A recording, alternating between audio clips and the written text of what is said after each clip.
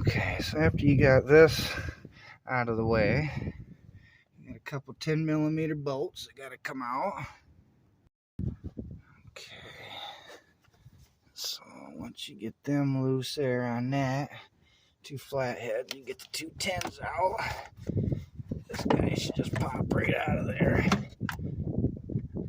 Got a hose on the back. We gotta disconnect. Take this off this throttle body here. Where's it at? There we go. And it gets us right down to, this is a 5-cylinder, 3.5 liter 5-cylinder. So these are all of our spark plug coils. Damn, got one of them's broke too. That's not good. We didn't buy that one. We gotta go after number 2, that guy right there. Alright, so this is a 10.